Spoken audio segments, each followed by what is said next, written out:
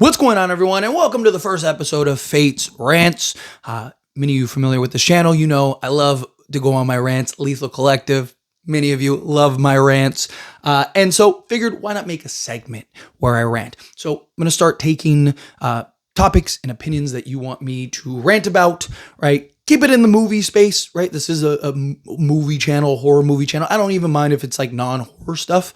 It can be, things in the movie space.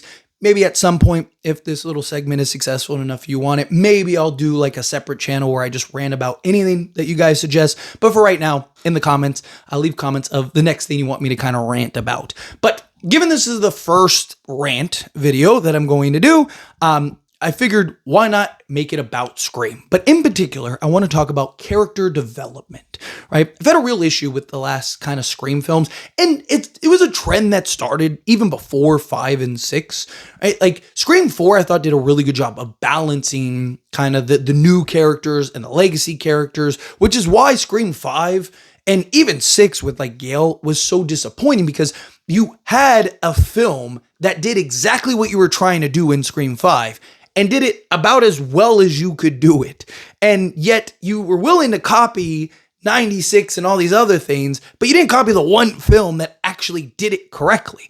And so that to me was very frustrating, right? But Scream 5 and 6 in particular, I've talked about, right? We didn't get real character development. I mean, like Sam was so poorly developed.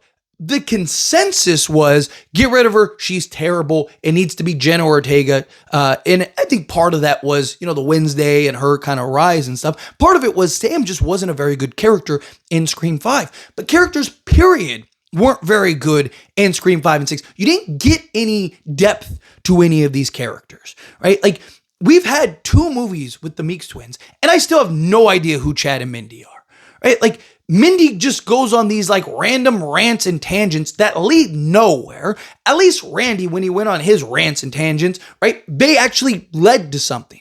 It set up key plot points that the movie actually followed, that drove the plot and the narrative, right? You look at Scream 6, she has like a 3-minute monologue and nothing happens from it. The closest thing we get is when Chad ducks Ghostface and it knocks off one of the mannequin's head and he goes, decapitation, right? Outside of that, we get nothing in that realm of like, hey, here's a character that's giving you information. That information is valuable. No, it's literally the opposite. And those kind of things are very frustrating. We've had Chad for 2 films. Like, who is he outside of like the surrogate big brother? You look at the classic 96, right? You knew the ins and outs of Randy. I mean, Randy's love obsession for Sidney Prescott, and yes, he's kind of this nerd, but he's also kind of like the cool nerd. He's like the class clown that hangs out with the popular group. You have Billy. Billy was the one that was like most mysterious, but he's kind of like, he was more than just like this sleek back greaser guy, right? He was a little kind of sensitive, a little kind of eerie, right? A little kind of creepy. Like Sydney, you knew her entire backstory, obviously, because she was the main character and her mother and all that stuff. So you got a lot of development for her, but even Tatum, like who she was and Stu and all these guys, but a lot of that was developed through just the dialogue. It's not like we sat there and went, okay, hi, I'm Randy. I like walks on the beach and movies. No, you didn't get it. It was just through the natural dialogue, you got to know who these characters were, right? Very rarely did you see characters alone. They were usually having conversations and driving points, right? Scream 96 has one of the fewest kill counts in the entire franchise. It has like 10-minute sequences where like nobody dies and you don't even notice it or care because they keep the plot driving. They keep things moving along. We've had like Gale in Scream 6 literally served no purpose. She didn't drive the plot. Like the one thing that she did in the film was discover the shrine room, and it was pointless because the killer, Dermot Mulroney, ended up saying that, hey, I was going to show it. Gale just beat me to it. Right? So like the one thing that Gale actually did in the movie didn't drive the plot, was completely pointless, and then they abolished any kind of like, okay, well, at least she discovered the shrine room by basically telling you that the killer was going to show it anyway because it's part of the plan, right? Like, so Gale served no point. Sydney, you didn't even get like a Dewey reaction. And I'm not saying she had to have like a mental breakdown or anything like that, but you didn't even get like when she got the phone call, like a moment like to settle in. Like you miss so many key points. Scream 5 Wes, they didn't develop him at all. He's just Ghostface fodder, right? Like Liv got a little bit development, but Vince got zero development, right? You have all these characters. And yes, some characters are just that, Ghostface fodder. But even like Principal Hembry in 96, right? You got development for. Like, he was a little weird, like a little psychotic, like when he's messing with the kids and stuff, right? Like, you got details about him and kind of how he was as, a principal and stuff,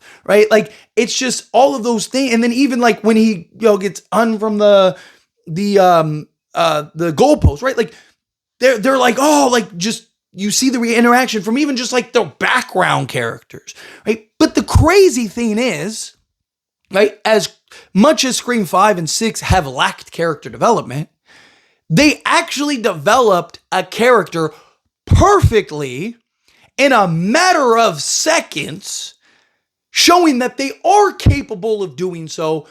They just haven't been able to do it with the main characters, right? Samara Weaving's character in Scream 6, in the opening scene, you literally learn everything about her in a matter of seconds. You know that, so she's a professor that deep dives into movies and lore of films and stuff and slasher films. She's like a slasher film expert, all that stuff. But you also see she's insecure. She's this beautiful, prestigious career, all of that. Beautiful woman, prestigious career, right? She should be walking around just like, finger out while she's sipping, all of that. And you can see her insecurities. She's on the phone. She's like, why am I saying this stuff? You learn details. You learn about her as a person, the way she is. She's a little goofy. She's a little, she has those insecurities. She has this passion for horror films, right? Like, you get details about the character. So then when she meets her end, one, she plays right into exactly what she's supposed to be most educated in, right? Ghostface even calls it out, right? You're supposed to be this slasher film expert and you walk down a dark alley by yourself, right? Like, you see, you have this character that is set up, established. You get information and details about said character. You have the buildup of said character. And then when she dies, you feel a type of way because you knew and understood the character to an extent, right? I've talked about, like, with Annika, right? Why do we care that Annika dies outside of her being Mindy's girlfriend, right? Like, yes, it sucks for Mindy that, like, she just lost her love, right? Like, we can put ourselves in those shoes, right? Like, how would I feel if I just saw, the woman I love die right in front of me and in a type of death, right? Like, that was like one of those like, whoa type of deaths, right? That's one thing. But again, like, why do I care about Annika, the character?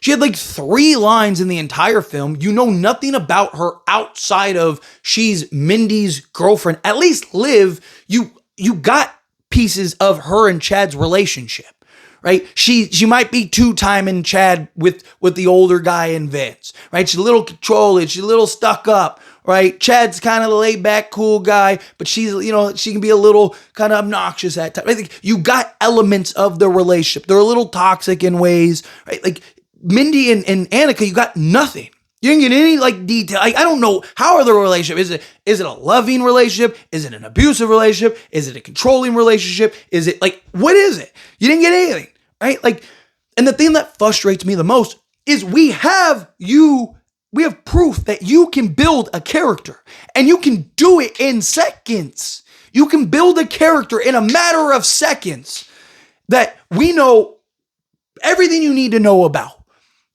We've had now the 3rd film with the Meeks twins, and I still, like, who is Chad? Every time I've asked this on the Lethal Collective, I've asked this in comment sections, explain to me who Chad is as a character. And it's usually generic stuff, or they can't give me an answer at all. They're just like, we know who he is. Okay, well, explain it to me. Explain to me who he is. I still have yet to get that answer, because you can't. There is no explanation outside of, like, in Scream 5, he was like the jock, but he wasn't like your typical jock, right? He was more, the kind jock type thing. He wasn't like the bully type jock, right? Like, but outside of that, like, who is he? Like, what are his hobbies? What does he do outside of plays football because he's wearing a Letterman jacket, right? Randy, you knew what he did. You knew his love interest. You knew his, thing. You even knew, like, built on, Karen Kolchak in the movie room, right? Like, all of those, you got all these details, and you continued to build and establish these stories and characters over the duration of films, right? Why do people want Stu back so bad? Because he was such a beloved character, because you gave a you-know-what about him. You cared about him as a character. You fell in love with him as a character.